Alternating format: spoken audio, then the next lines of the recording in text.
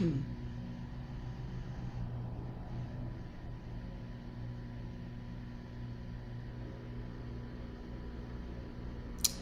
hello, hello. Hello, let me raise this volume up. Hello, hello, hello. Welcome to Leap Taken. This is Mika, and here at Leap Taken, I talk about all things witchy, craft related, law of attraction, manifesting, esoteric, and everything else in between. And today is Friday, and it's my witchy review, and I have fun things that I want to talk about. The main thing is coming up. But before I get to that, last Friday, I wanted to share this new tarot deck that I got. And one of my coven sisters recommended this. I did not know this existed until she told me. And first of all, my nails are matching, and I love that. This is everything. These cards fit. Okay, first of all, let me just show you. If you're a fan of Friends, you will love these cards, because if you're like me, I've seen every episode, I don't know how many times. Like I keep it running. I watch Friends several times out of the week. Like it's one of those things that just runs in the background of my house. So anyway, I know all the episodes.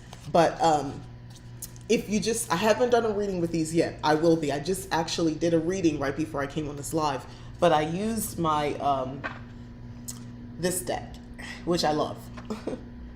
But anyway, looking at this, so it's the Fool, Joey, which if you know Friends, this makes sense. Hi, TK Brantley. Hey, this makes sense. So like, I'm not going to go show them all, but like Joey is the Two of Pentacles. I'm just randomly doing. Phoebe, Seven of Cups, like the color on these cards and everything, it's really nice. Like Wheel of Fortune, that's Ross up at the top like a pharaoh, and that's I think that's Monica. Yeah, I'm pretty sure that's Monica at the bottom for Wheel of Fortune. But come on, Temperance is Rachel. Love it. Anyway, this deck it doesn't come with a book, so if you get it, like, this is it. This is what you get. It doesn't come with anything.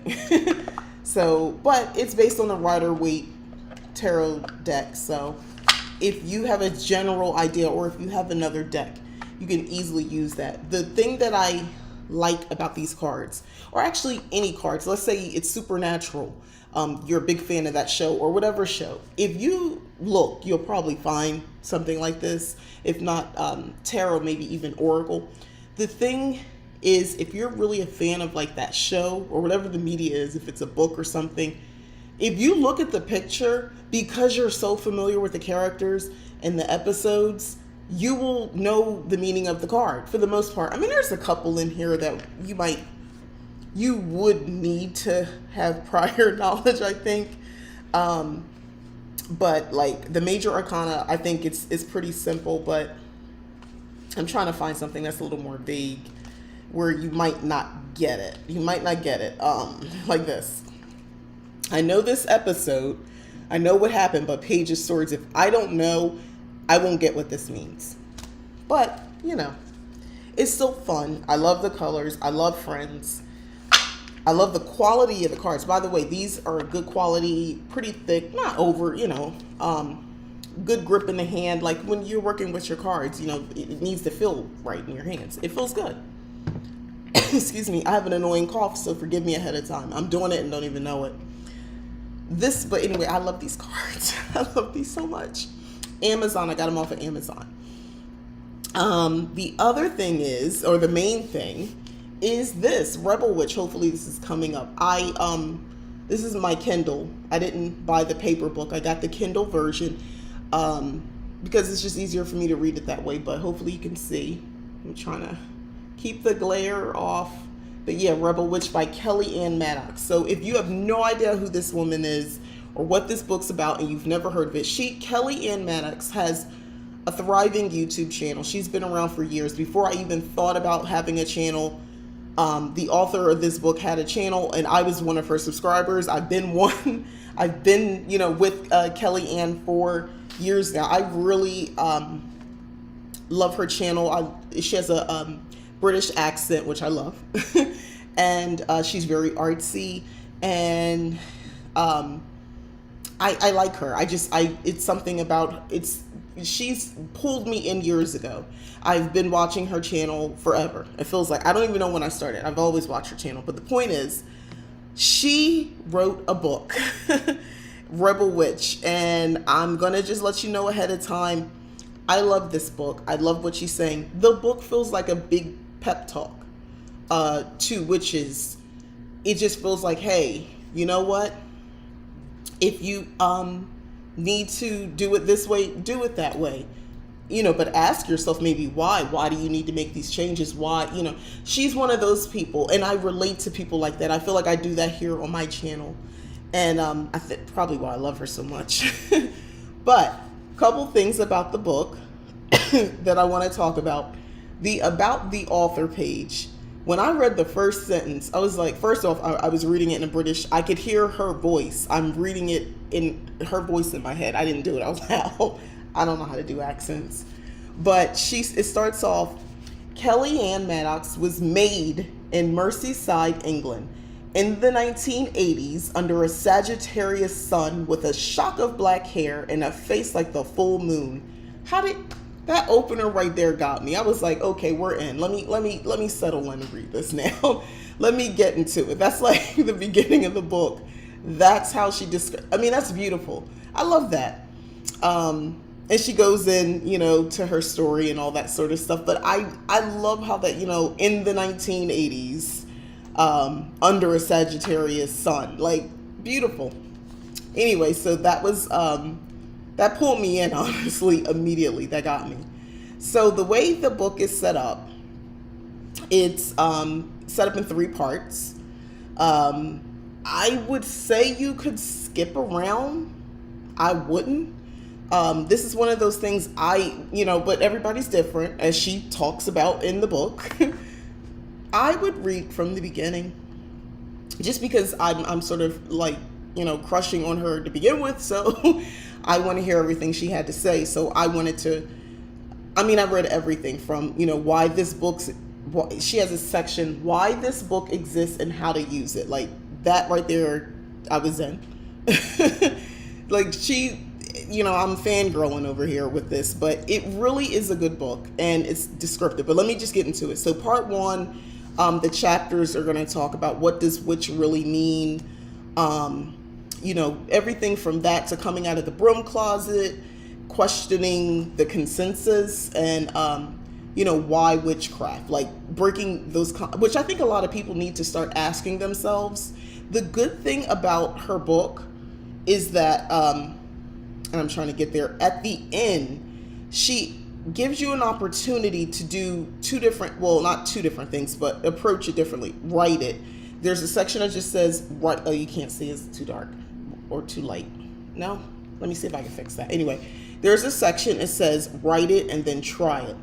So this is going to be for people who, like me, I love to journal. I like doing that. Be nice to me.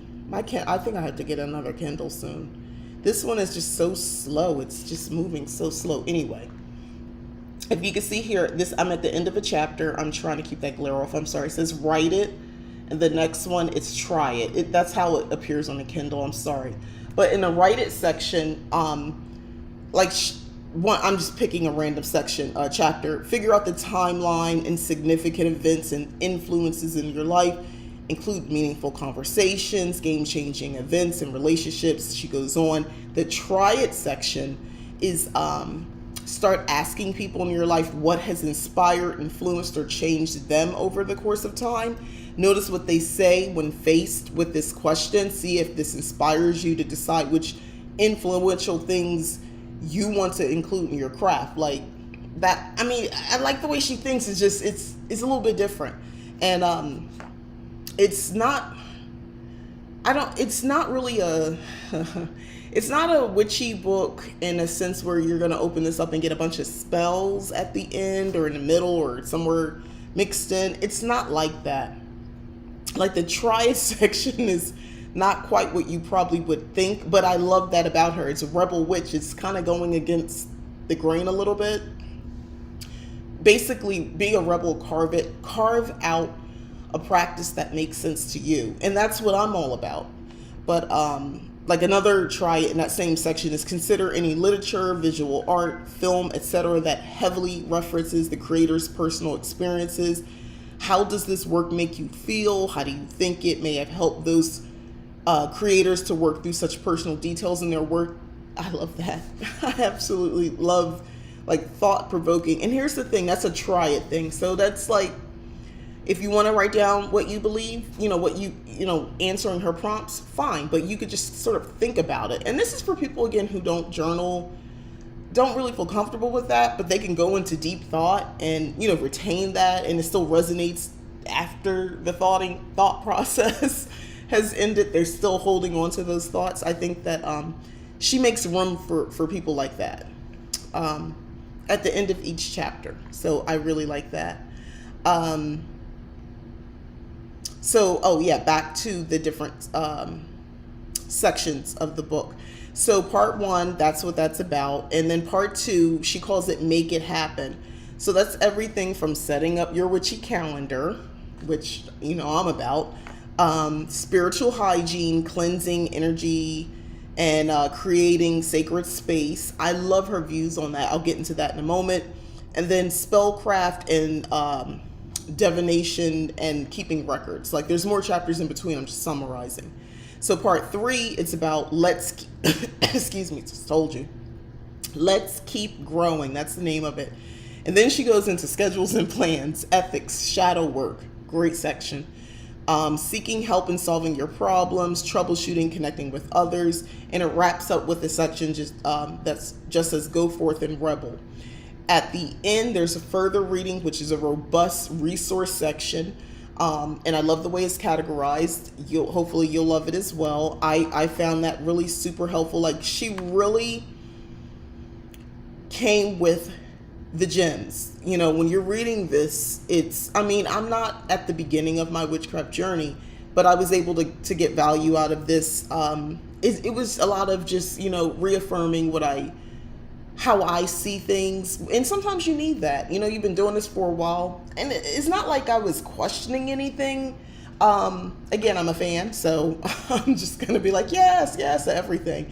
But seriously though, I really feel like it was great to just be reminded that, there was something I was reading about lavender. She was talking about lavender, and she was like, lavender typically represents sleep, peace, and all that sort of stuff.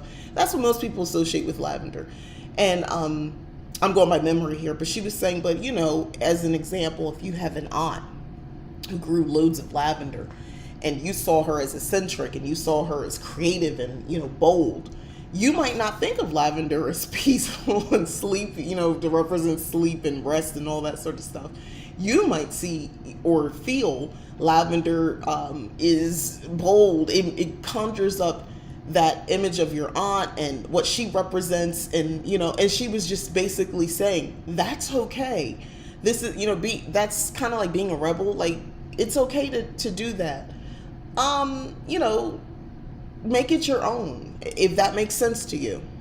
So that sort of stuff, again, like I said, it's just reaffirming kind of how I already feel about that sort of stuff. But I was here for, I liked it. There was something else I wanted to point out. I'm just bringing that up here. Okay, yeah. All right, so I just went over the parts of the book. I highlighted things that's one of the reasons I like using a Kindle, because I get to highlight as opposed to writing in a book. I can make notes. So I did do all that ahead of time here, but I'm keep going to the same one somehow.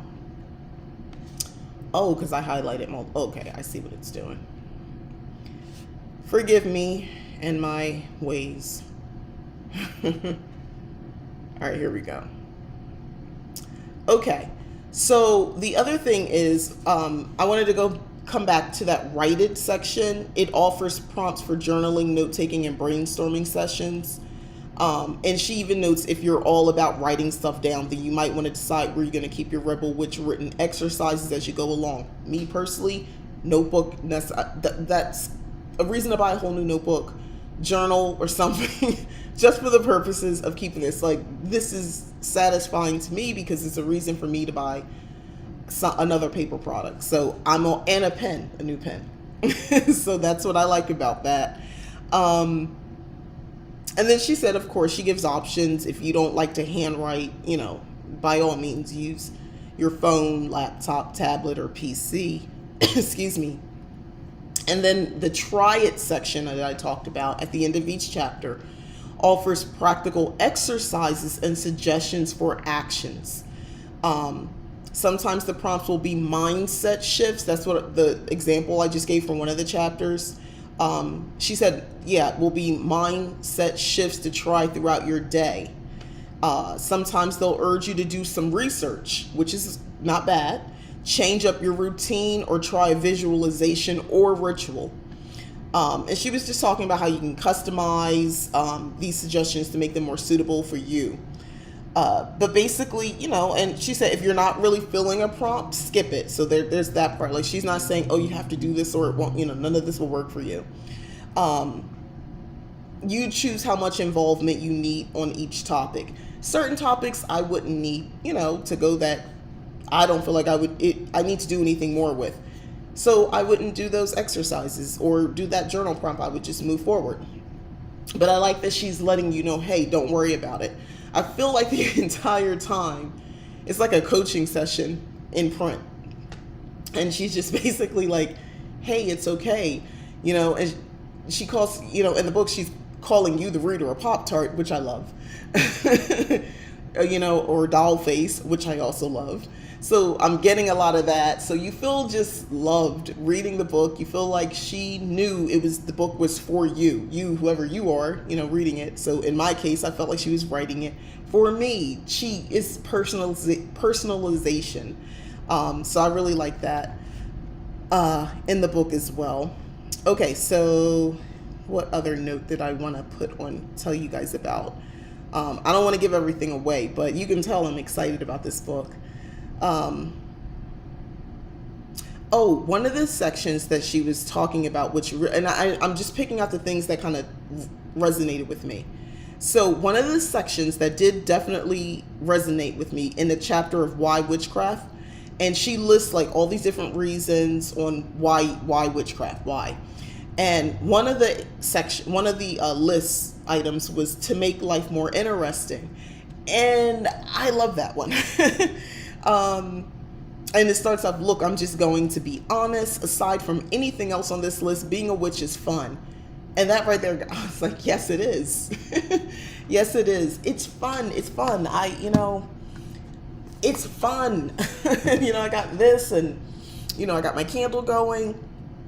Before, just to kind of give you an idea of what I was doing over here is, before I came on, I wanted to do a reading. I felt the urge to be a little bit more grounded, and I wanted to connect with my ancestors, and I wanted them to sort of give me a little bit of guidance and advice. Nothing's wrong, which also, this is an aside from the book, but it made me think about that. But anyway, sometimes I just like to check in and I want to communicate with them. I use that deck, the Modern Witch Tarot deck, to use it, which was great. And they basically just commented on what has happened, what is happening, and what will be happening. And I kind of needed that. That in itself was grounding because I felt seen. I felt like they're still riding with me. We're still together. That connection is still there with them. And I didn't know that was what I was asking for initially. That's not what I wrote down in my little journal for what my query was or what my question or whatever was. It was more just a general guidance, advice, needing to feel grounded, And that's sort of how I opened up talking to them. And it is so cool being able to do that.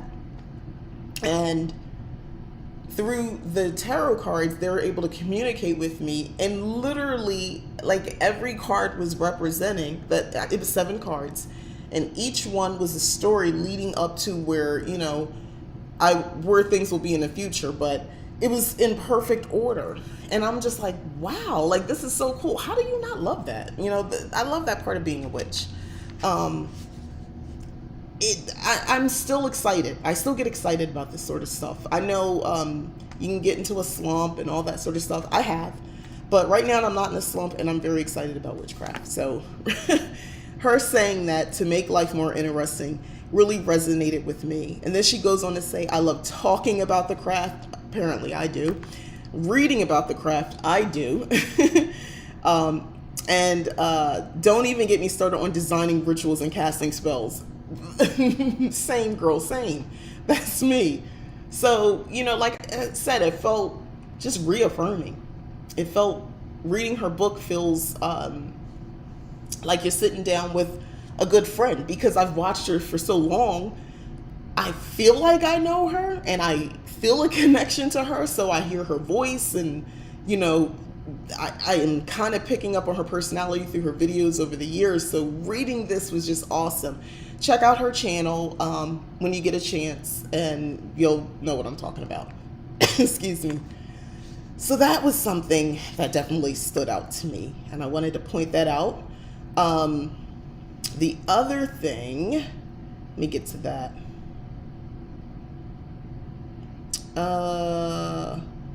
I think it was a section here, I'm going to get this right. Oh, yeah, in the chapter Divine and Other Non-Physical Beings. This was a good, oh my God, this was an awesome chapter.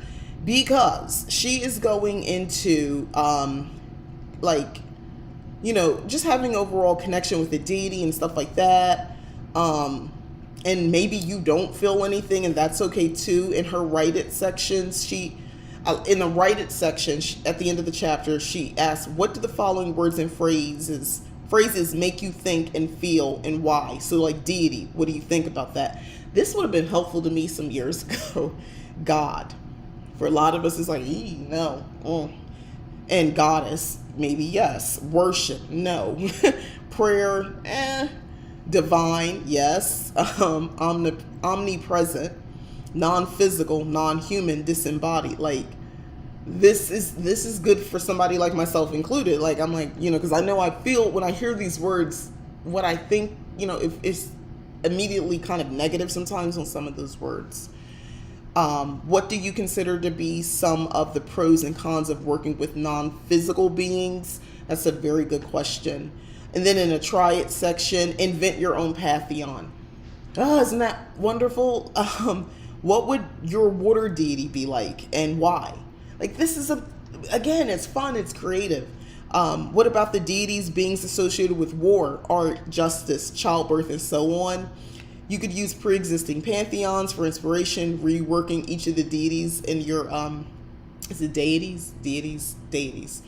In your imagination so they are connected. Like, come on, so let's say you're you've been doing this and none of them resonate with you. How about if you just created your own? Why not? Who's to stop you? Oh wait, it's not real because you created it. It had to come from some ancient story for it to be real. Come on. No, you can do it too. So let me see.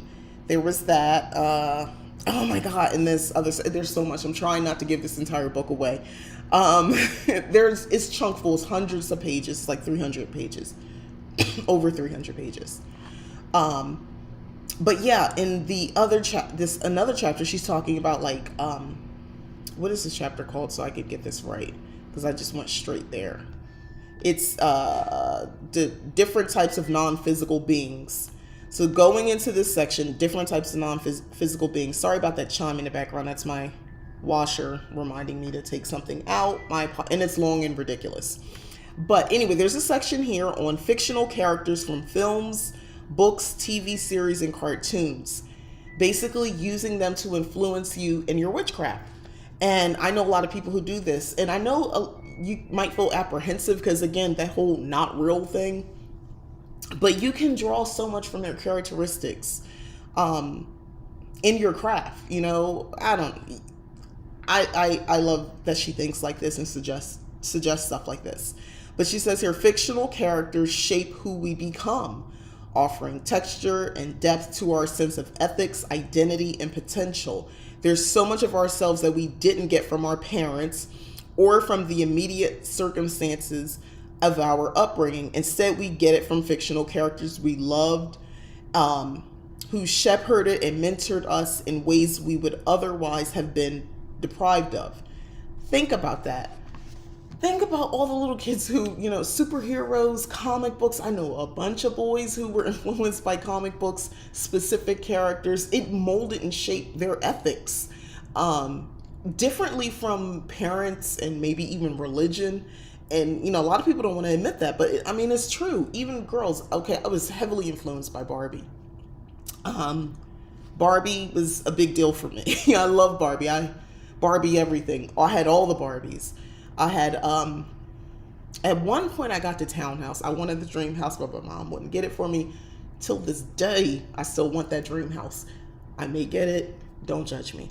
But I had the townhouse. It was cheaper. I don't know if you're as old as me, but that was the whole thing.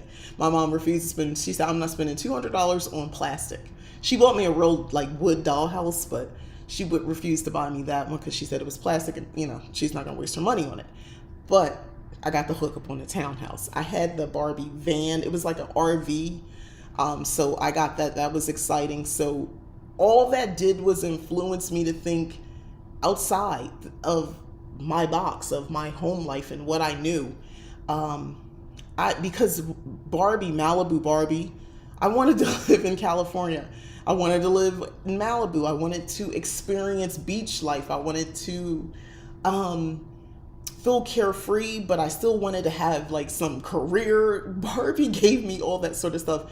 My mom, it's not that she didn't influence me, or no one else for that matter, but yeah, Barbie, look at my phone case. I'm a grown woman. Look at this. This is not actually Barbie. It says baby pink, but look, Ken, you up? Come on. That's how influenced I still am by it. I love pink. Pink is my favorite color. I love Barbie. She influenced me. She helped shape and mold me. That doll, that character. I didn't really watch any Barbie movies or anything like that, which was probably good because it gave my imagination a chance to really kind of run with what Barbie represented. And I had white ones, black ones. There was only black, Christy, and then there was the white ones. There wasn't a lot of variations, not like the Bratz doll. But if I did have the Bratz doll when I was a kid, I would be super excited about that. My daughter was into that, and I encouraged her to be into the Bratz dolls. I know some people had issues with those. Why? What's wrong with just wanting to be pretty? I don't know. Where they said the big heads and the little bodies, it was body dysmorphia and all that sort of stuff. It's a doll.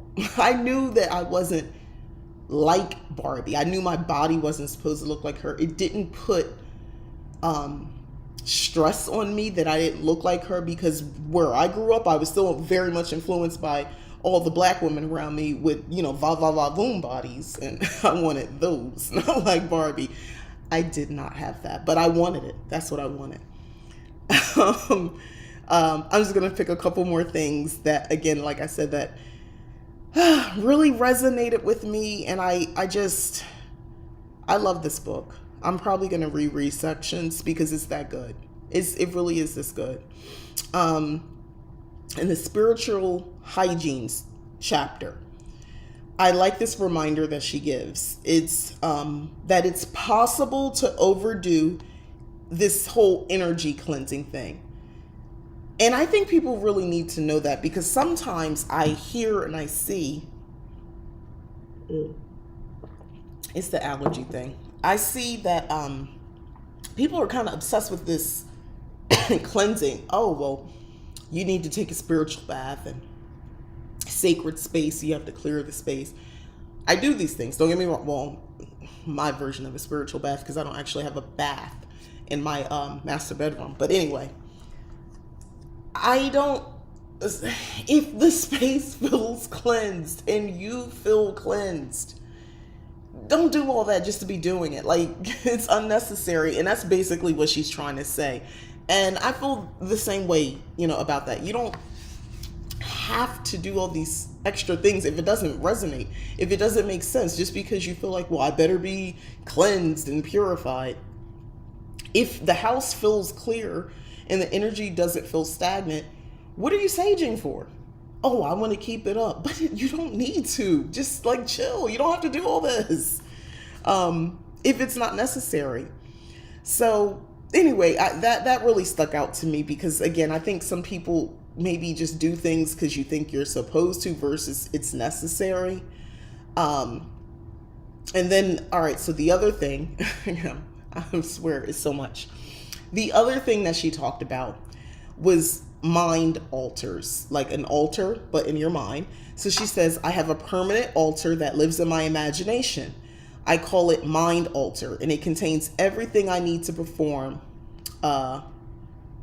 magic and ritual, but its existence is non-physical. So I really kind of wanted to expand on that a little bit because this is something that I've been doing for quite some time. When I go and I just talked about my ancestors, right? And how I did a reading. I wanted to commune with them. I could do that sitting here. I could do that at my table. I could do that on my bed. I could do that on my porch. I could do this in a car because I go to this plane. And there's a section when she says, are you offended by the word imagination? Because some people, they don't like imagination because, again, that's that not real thing. But just stay with me for a moment because I don't know another word than imagination. But in my mind's eye, when I go to this place, I'm basically, they've met me and I've met them, my ancestors, and I don't see people per se. I see figures. They're just black. It's like hoods. I never see faces, and there's a cauldron. And I'm always seated on, if you were looking at us, it's not like a circle. It's pitch black around.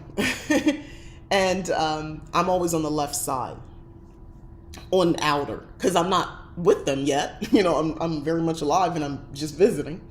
So I'm like sort of out on the edge a little bit to the left. That's always my placement. That's where I go whenever I work with my ancestors. That's what I see for years now. That's what it is. They have not shown me anything more. I don't want to see anything more unless they have to, because to me that means I've crossed over. So I don't want that.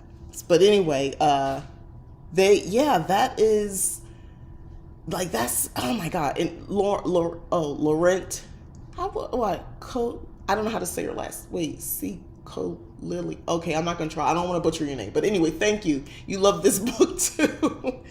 Oh my God, you see me over here like just so excited about it. Because she says so many things that I agree with, and even things I don't necessarily agree with, but I learned something and I'm okay with that too. But anyway, it's a non-physical place. And it works for me. I don't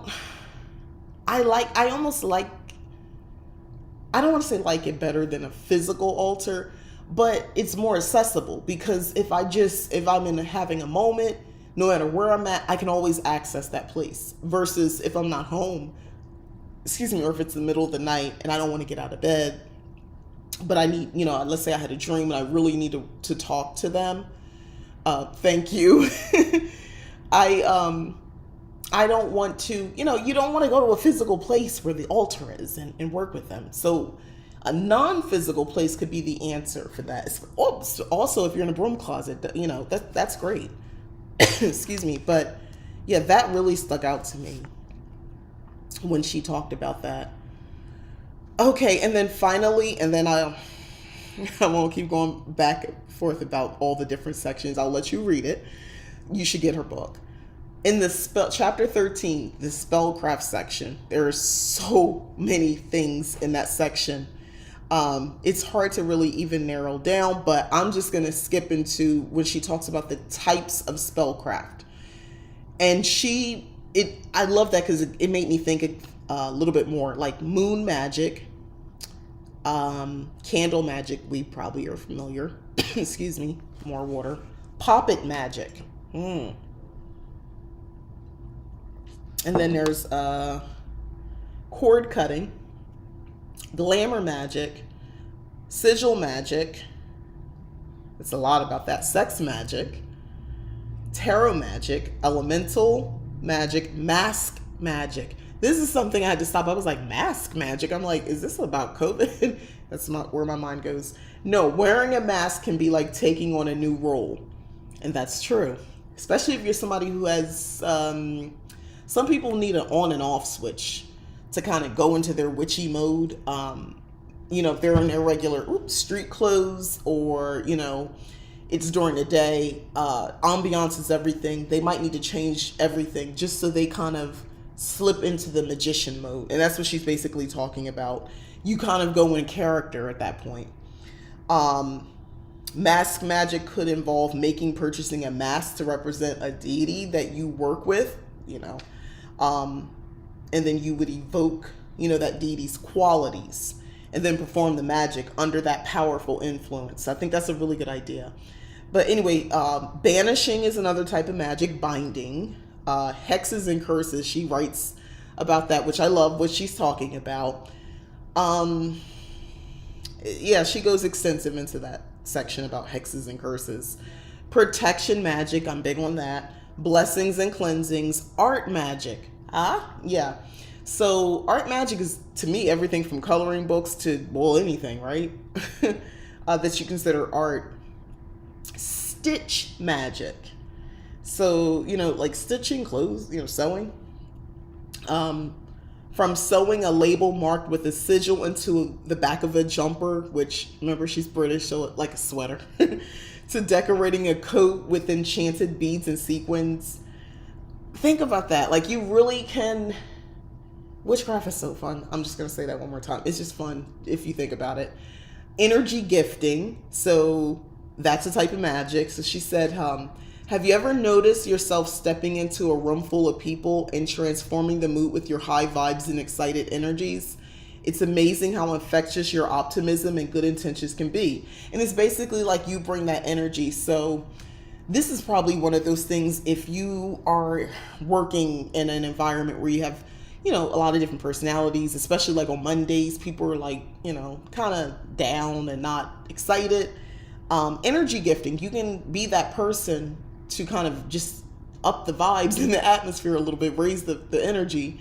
And, you won't hopefully have to keep doing it that long because that could be draining, but you can then bounce off of them so you get some of that energy back. I mean, that's awesome, right?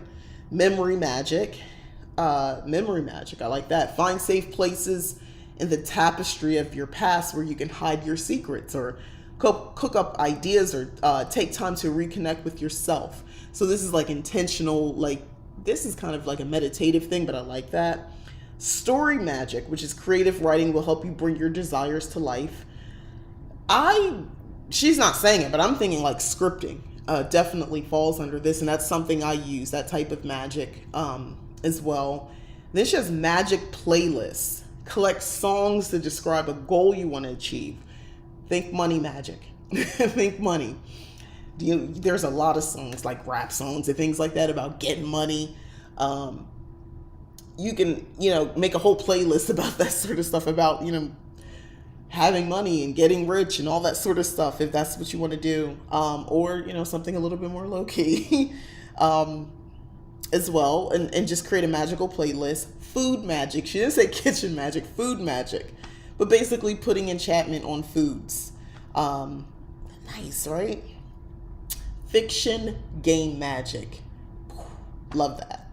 And she again talks about how people are emotionally connected to films and books and video games. You invest hours in these other worlds, right? So their potential for working magic should not be overlooked. And I totally agree. If you are a fan of something, think about that. You can really bring that into your magic. I love that she is even making space for this, because I know a lot of people don't necessarily make that correlation, or maybe they have, but the whole real thing, that's not real, so it can't be part of this. But yes, it can. You have a real reaction from it. It's pulling out real emotion. So yeah, that's real energy. And that's what she's saying. You can banish bad energies to a location from a beloved book, draw power from a specific powerful movie scene, or use a scene from a video game in a symbolic way to represent something you're aiming for in life. Like, come on, I love her for this. Internet magic. That's the next one. Specific word searches, websites, memes, or emojis can be associated with different aspects of your magic. That's just something different. But anyway, and that was, yeah, that was that. That was the end of that. But she has a section, of course, for the write it and the try it based on this sort of stuff, which I adore everything that she just wrote here. I really do. But yeah, I'll stop because okay, one more thing. The shadow work section. That was because that's kind of really important. I know a lot of people struggle on, well, what's shadow work? How do I do it? What is it? You know, because a lot of it's deeply personal and there's no one way to do shadow work. You can get guided questions, but the way I do it and my results and my process won't look like yours and vice versa. However, she is giving some help. I like this section is shadow work for you. Everyone doesn't need to do it. Let me rephrase that. It might not be the right time to do it for you. That would be the best thing. I would say it that way. But she gives a list of questions to ask. And then she provides a basic shadow work technique, which I thought was really nice. And it's basic. It's, you know, she basically is giving you like, she says, here's a list to work through. Check for the parts that you'd rather skip over. See? So there's a list like friendships, family life, love relationships, parenthood, self-image. If I don't want to deal with it, I say, well, I want to skip over that. That's the thing I need to work on. Home and location. Let's say you hate where you live. You freaking can't stand it. You feel like you live in a dump. That's something you would rather skip over. That's the thing you're going to work on, that sort of stuff. Gender identity. If you're struggling with that and you say, I don't want to deal with that. Yeah, that's the thing you're going to deal with.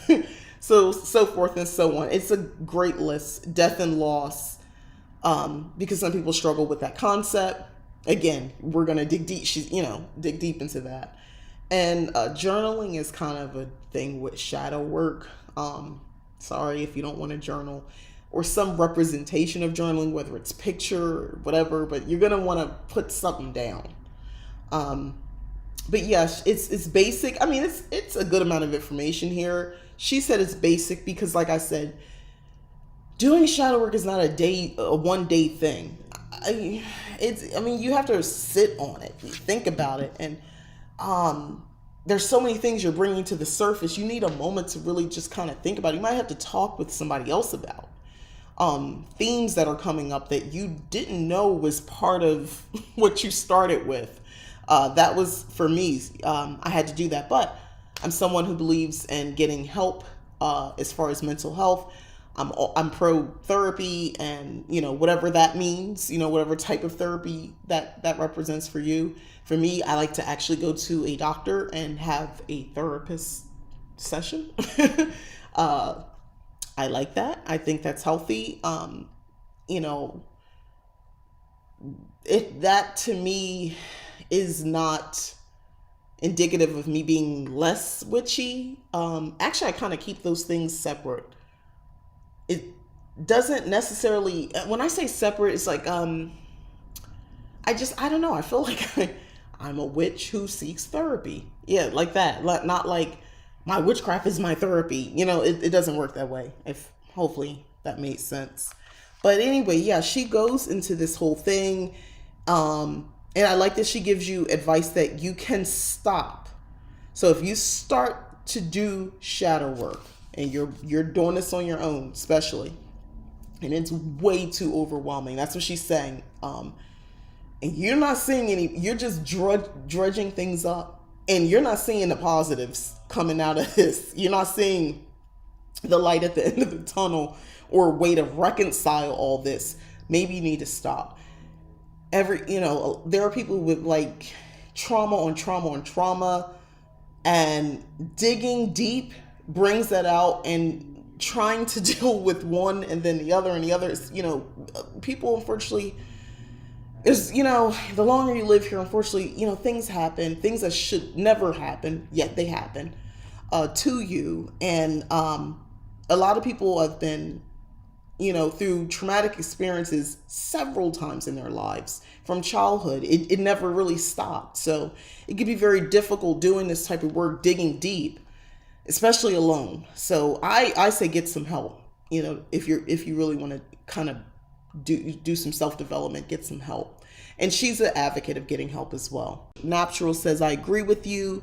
I do seek talk therapy too. My psychologist is also a priestess. First of all, wow, that's awesome. It's hard to find that. I guess that's why I kind of got to keep those things a little separated because, I represent myself as New Age. So there's no question that I'm part of the big three religions because I don't want, I like to be honest. But I don't want anybody to think that I'm, at the same time, I don't want to deny what I am. So just New Age, that just keeps it, sometimes I don't have to be specific about that unless it affected my therapy. But yeah, you're no less of a witch if you don't do shadow work.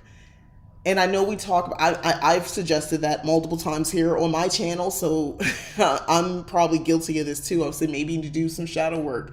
But if you don't want to, or there's no need to, you're not feeling called to, then, you still do your witchcraft. You still you're still good.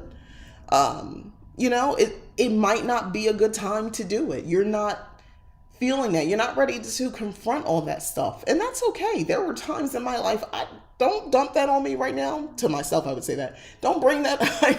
I can't deal with this right now. I got kids to raise. I'm trying to go to school. I'm doing, all these other things. I can't reconcile the traumas and this part of myself and why. I don't want to go into the whys of why I do this right now. I just kind of want to get through this phase of my life and still be a witch. So I love that she says that. And again, she just addresses, you may not be someone who feels they can do shadow work alone. You may need to limit your shadow work. So not so much as just stopping, like just for a certain specific time. And then she just lets you know only you can do it. No one else can do it for you. When I say get help, someone who can recognize certain things, maybe before you get there, they can see patterns, like a psychologist, therapist. But yeah, only you can do it. Okay, what else? You said, I need to get that book. Shadow work is part of the path. It's tough. Been at it for years. Yes, it's very tough. It's very tough. And it can, like I said, when you're intentionally going deep like that, and you start with one thing. I remember for me, when I did, this was a few years ago, intentional shadow work that I actually started. I had one theme in mind on why I had so many blockages about, or why was I putting these self-imposed blockages whenever I wanted to do this thing, or have these types of experiences, right? And I was just trying to understand why am I like this? And I really wanted, and I dug deep, and I had prompts, and I wrote it down. I still have all this documented in my Book of Shadows, so I could understand more. So I got some questions. I found someone who has some great thought-provoking questions, and I answered them. It's only for me, so I was very candid with myself. But it brought up so many other things. It did. And I was like, oh, I didn't think about that. And then I don't want to think about that stuff anymore. And you got to kind of reconcile that too, because you don't want to think about it. You thought you packed it up or dealt with it and packed it up. I thought I dealt with it. But, I didn't. Not really. I just kind of smothered it with other memories and kind of hid it in the recesses of my mind. But it was part of why I was struggling. So yeah.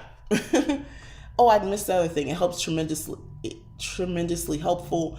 I can talk to her as a witch because she's one of us too. Okay, I got what you're saying. About your psychologist. That's awesome. I would love that. Oh gosh, I would love that. And I'll keep looking. I'll keep looking. I'll just see if I can get one. I'm just happy that they're doing virtual. Like a lot of the therapists, psychologists, psychiatrists are doing virtual in appointments now. I love that because it feels like now there's no barrier. I don't have to get in the car, drive somewhere, go through traffic. And when I'm done, it's like, okay, go get something to drink. Like I can just walk into the other room or, just put something else on the computer. I still got what I needed to get from that session, but I don't know. It feels we're in a home. I'm less guarded because I'm at home. I don't know. I love virtual stuff, if you can tell. Hence this live, but I'm comfortable doing this sort of stuff. But yeah, that's pretty much it because I can go on and on about this book. There's a lot. There's so much more. I'm like, there's a lot more. There's just gems, nuggets of information that she's providing in this book that I yes, we did virtual last year. She does virtual too. Oh, okay. Good for you. um, she is like awesome. The resources section is everything. In the back it says further reading. So that's also awesome as well because I like the amount of information that she provides for you to follow up on and do more research. There is a section in the back, resources for shadow work, just to let you know. So, you can go really deep into that. So all in all, I love the book. I highly recommend adding it to your Witchy library. It is phenomenal. I was always a fan of hers because I like her channel. Been watching her channel for some time now. The book is really worth having and adding to it. Again, how you read it, you might not read it from beginning to end like how I did. You might skip around. You can get value if you do that. I don't think you have to necessarily read this book because I know a lot of people, some sections just, like, I'll get to that. You want to get less, the shadow work. You want to get straight to the shadow work section, go straight there. It's worth it. It's worth the information. Checking out the additional resources in the back, same deal. Just go to the sections that resonate with you immediately. Of course, you'll get to the rest soon, but I think it's worth it. I like the try it and the write it sections after each of the chapters. If it didn't resonate, I just moved on, but I love that way as opposed to a spell at the end. Because most witchcraft books or witchy books, there's always a spell or something like that. And now it's like I already had to pre-read it to get all the, so I can get all the supplies and everything ready to do the spell that you're talking about in that chapter. She's not making you do that. And I love that. Thank you. It's more like maybe ritual work, but mind, like she said, mind shifts and things like that. And she already tells you ahead of time, get a journal, or some place, to write everything down. So, Rebel Witch, carve the craft that's yours alone. My voice is really cracking up. Rebel Witch, carve the craft that's yours alone. This is a great book. Oh my gosh, this is up there with dang, do I have it over here? Yeah, The Witch's Bag of Tricks. I reference this book all the time because there was a point some years ago where everything just clicked when I read that book. Like it was like a textbook, a science textbook for magic for me and setting up my spirituality and all that sort of stuff. And I think this book, Rebel Witch, is like a more even modern version. To me, it's more narrative and more approachable than let's say the other book, although I still love that other book. But this is probably a little bit more approachable. And ultimately, I think she's still talking about building structure and all that sort of stuff in your craft, and how to do it, how to kind of put it all together. So definitely worth a read. I love her and I love the book. So yeah, that's the Witchy review today. yeah, I'm happy I've read it. I'm happy I got it. And I am inspired even more so to continue with what I already do. But I don't know, she just makes me feel warm and fuzzy inside to be a witch, to be a practicing witch, proud even, rebel witch. Like I even like the title. I love that. So yeah, get the book.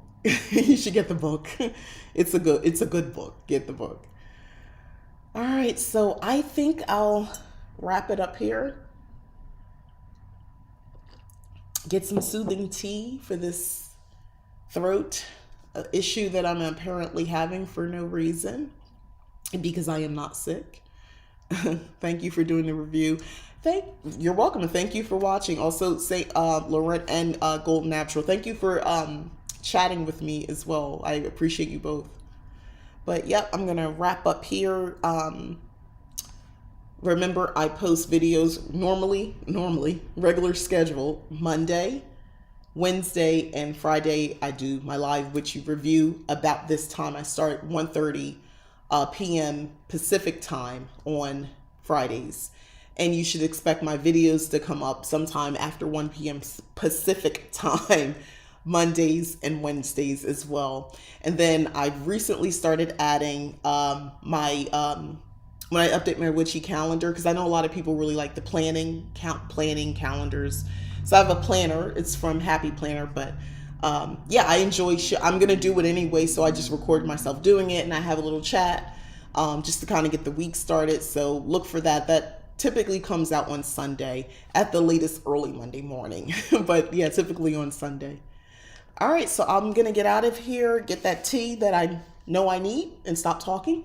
All right, so thanks again for watching. Don't forget to like, share, subscribe, and thanks for coming here today. And if you get this on a replay, comment and let me know what you think about Rebel Witch if you've read it too. All right, bye-bye.